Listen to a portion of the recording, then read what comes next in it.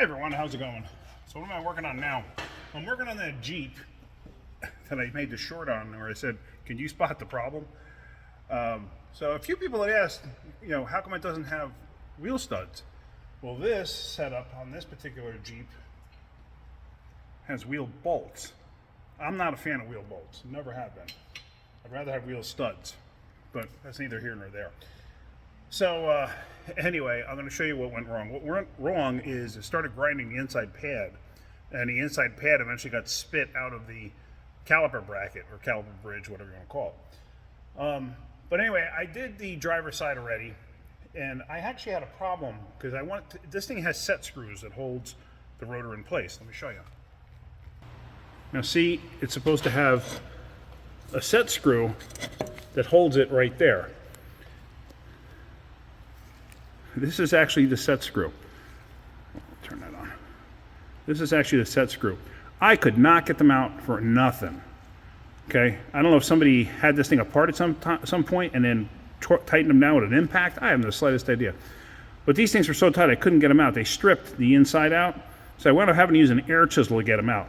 Now I was doing the passenger side first because I figured, let me do the passenger side first and then I'll move over to the driver's side and I'll film the driver's side. Well, I got so aggravated when I took that screw out on the other side that I came to this side and got it out and I never filmed it. So, sorry about that. But anyway, so what we're going to do is we're going to do this brake job on this side now. And I got new set screws. They do sell them at the parts store. For these, they're a special order. So I ordered them last night and they actually came in this morning. So I already got the other side completely assembled. But let's go on ahead and we're going to do this side right now. All right, so now this one, if you remember, the pad is sitting up there. See that? It's jammed up top there. And that's actually the piston that's grinding into the rotor itself. It's the piston itself, and the piston is actually cocked in there. So we are replacing this caliper. That caliper is no good anymore. So I'm going to break free the bolts here. And I always tell you, don't use a gear wrench to break anything free. Now what I mean by that too is, if it comes free easy, like these do, see that? I mean, I did not put a lot of effort into it. It broke free easy. Then that's fine. But if you have to start leaning into it, then stop. Get a regular box wrench and do it that way. Really wasn't a lot of effort to do that. Actually, what I should do, this is a actual screw-in hose. See that? So what I should do is I should break the hose free first from here, since it's already still mounted in place. So let me see what size it is. I think I have an open end here, and then I'll have to get a flare nut style on there. It is a 14. Oh, okay, it came free pretty easy. All right, so I'm not overly concerned about it. Let me just verify the part that I have, the new caliper, is the correct one. So that's Rob, he's the owner of the shop. That's his race car.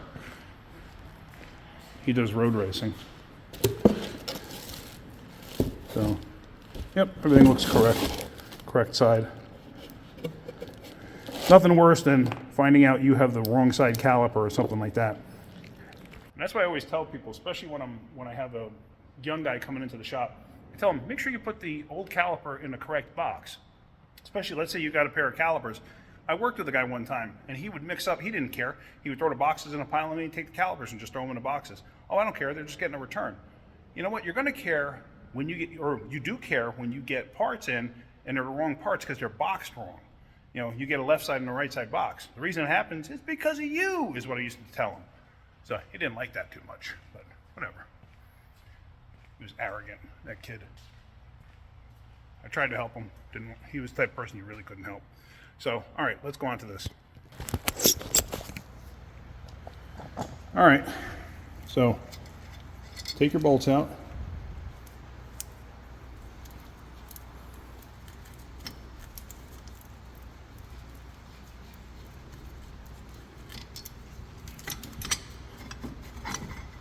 Wow. Look at the damage to that thing.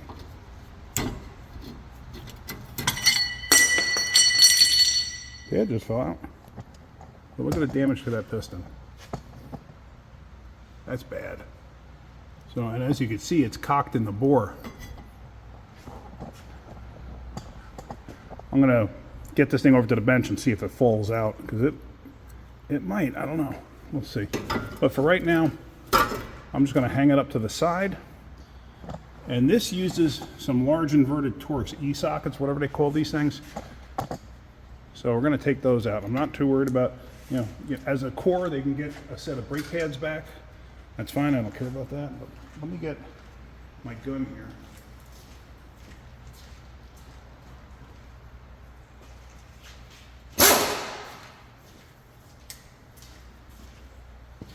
I just happen to have an air gun for the other side. And you know what? The compressor, I forgot I shut the compressor off. I'm gonna turn the compressor on, let me have it build up some pressure, and then we'll do this.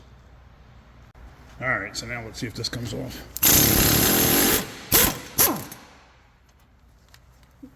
Perfect. Just drop the wheel stud, lug, bolt, whatever the heck they're called. Hardware. All right, so now we put the bracket off to the side for right now. Put my hardware off to the side right now. Pick up the lug that I dropped. And then we take the rotor off. Plain and simple. Now just check out your hub mounting surface here. Make sure it's reasonably clean. And what we're going to do is we're going to get the new rotor.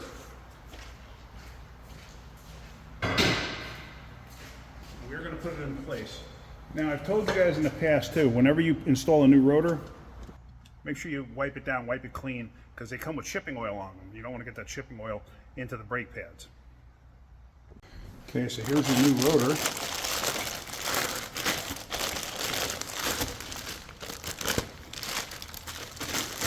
Sometimes the bags have a opening in them, sometimes they don't. I was looking for the opening.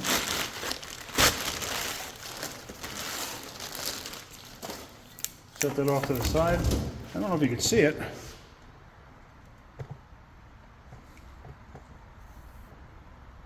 See the oil? What's on there?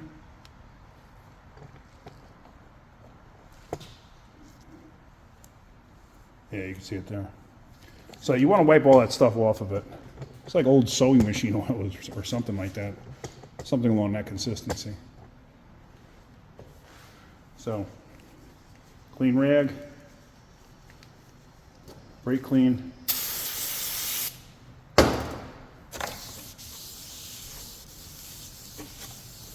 Now I'll have some people actually say, oh, but you get the little fibers from the rag on there. It's not going to affect nothing. Wipe both sides. And then let's go install the rotor. Okay, what I'm going to do is I'm going to rotate this rotor, or this hub a little bit to this position, just so you can see that. I'm just going to put a drip in the hole where this bolt is going to go. A little drip on the bolt itself.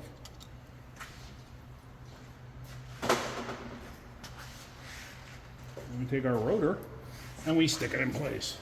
And we line up where that bolt hole is, which is going to be right here.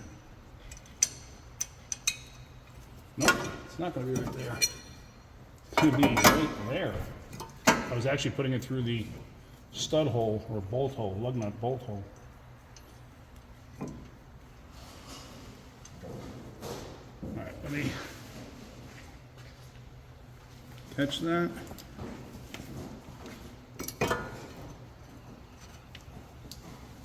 Now I'm not going to tighten this thing up. That's all. Don't have to go crazy tightening it up. That's just to keep it in place, because otherwise that rotor will rotate when you take the brakes or you take the wheel off. The rotor can rotate, and then you have a dickens of a time of lining those stupid bolts back up. So, all right, let's actually get the new caliper ready. And what we're going to do is we're going to actually hang the bracket on there first. So let's put the caliper bracket in place. Now with the caliper bracket, we're going to get new shims. So we're going to put the new shims in. Make sure they're seated correctly. I don't know if you actually saw that one or not. Let me see if I can make sure you see this one. Just make sure you get them centered. They center in the center. They center in the center right there. Yeah. Make sure that's seated all the way. Then like such.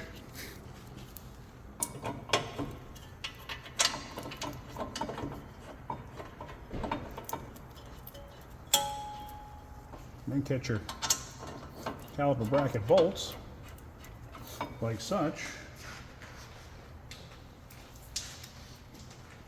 And then we're going to tighten this up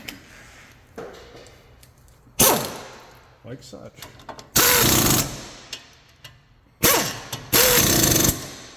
All right. So now I'm done with the air. But I'm going to use my regular hand ratchet. Make sure they're tight. That's a good strong 3/8 gun. That's tight. Okay, so now what we're going to do is I'm going to get a bucket of some sort because I'm going to undo that caliper. And when I undo the caliper from the hose there, I'm going to get fluid leaking out. So I want to get a bucket on the floor, so hang on a second. Okay, I got a bucket on the floor underneath this thing. So what we are going to do is we are just going to start to unscrew the caliper.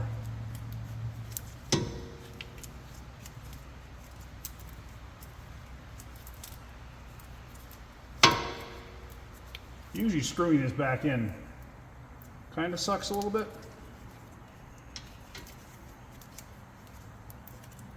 Oh, we'll cross that bridge when we get there.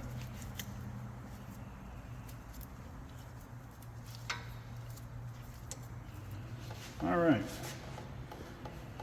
All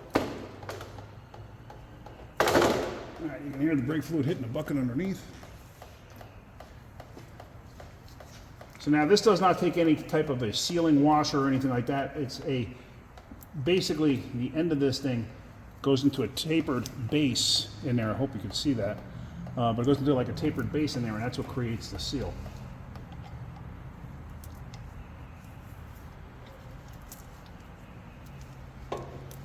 Sometimes this is such a pain in the neck, you got to take the line off at the other end and then screw it into the caliper and then screw it in back up top there, back to the line itself.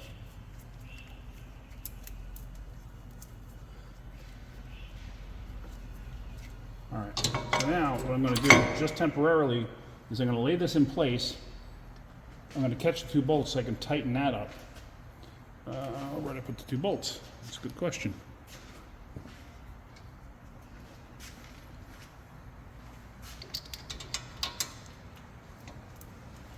Now, as you saw, the line wasn't aggressively tight into the caliper. So we don't have to go bananas. I know you guys like when I say that. You don't have to go bananas tightening it up.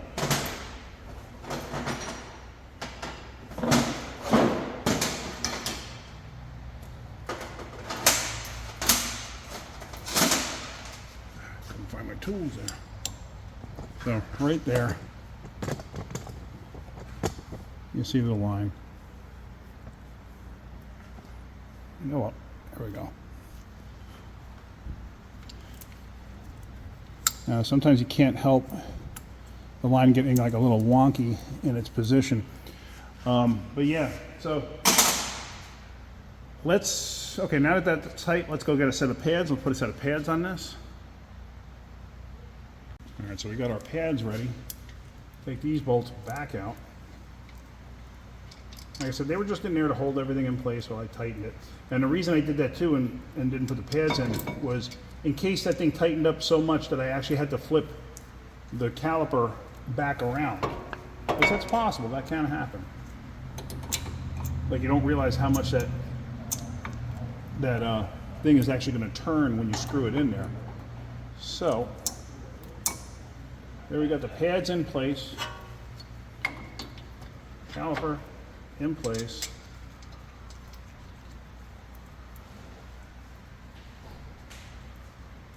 catching the bolts.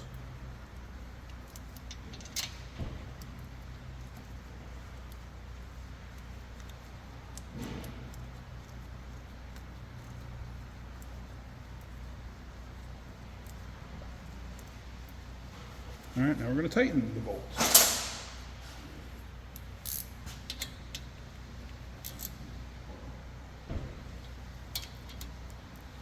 Now these bolts, even though you saw how they weren't super tight in the beginning, actually I gotta get a box end wrench. Hang on one second. Now you saw they weren't super tight in the beginning, but I just want to make sure and verify that they are, in fact, very tight, which they are. I wouldn't go any, I could make them tighter, I'm not going to. So that's all good for that. Now some of you may ask, why did I not replace the hose? I doubt very highly there's a problem with that hose. The car's too new. It's amazingly rare to find a problem with a hose. Plus, if I wanted to get a new hose, it was going to be middle of next week to get a hose. Nobody had a hose in stock, so that's the reason for it. Customer really wanted the vehicle back by the weekend. So that's all said and done. So now what we're going to do is we are going to bleed the brakes, and then we're all set to go. All right, so to start with, all we're going to really do is just open up the bleeder and let it gravity bleed.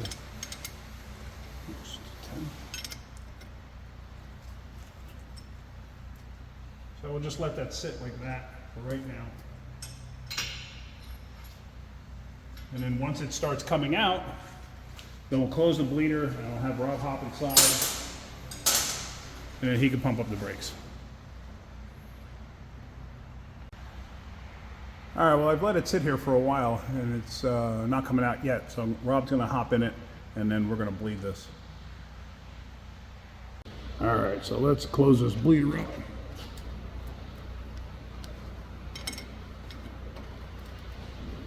We're going to do this a little different. Just push it to the floor and let me know when it's to the floor.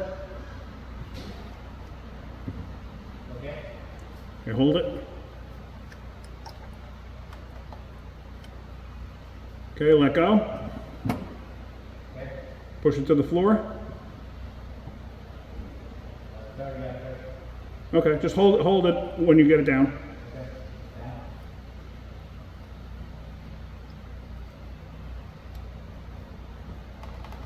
There, you can see bubbles coming out. Oop. Okay, let go. Push it down and hold it.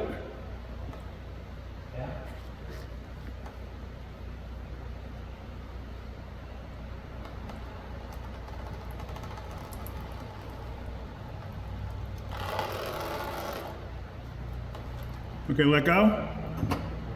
Push it down and hold it.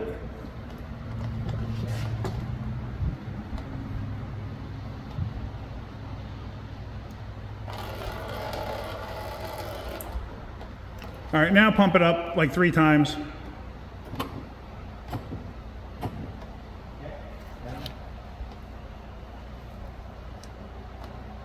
We got a little more air there. I'm gonna do that last one more time. Pump it up like 3 times.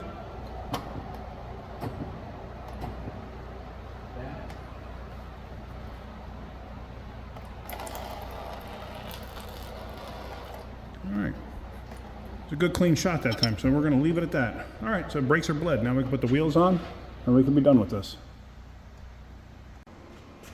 All right, so here is the rotor. And as you can see how thin the inside is? Now what happened was, the reason it spit the pad out, we call them spitting the pad out.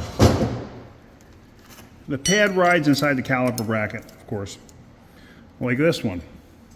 And what happens is the material gets so thin, eventually these ears that are holding it in place, eventually they get to a point where they pass and then they get spit out. And that's usually when you lose the pedal. And then what happens is the caliper has to come out extra far, the piston does, has to come out extra far to make up for that distance. So usually you lose your pedal for a period of time. If you get it back at all, it's kind of a miracle. But when you hear grinding, get your brakes fixed. So now, That's it. Look at the damage to that. That is pretty amazing. But that's all it took. I mean, it was right there. It was ready to blow out. So there's not a lot to a caliper if you think about it. All it is a hydraulic piston. And there's a seal on the inside here. Let's see if I can show you. Whoops. There's a seal inside there. And that's what seals the brake fluid, the inside of the bore.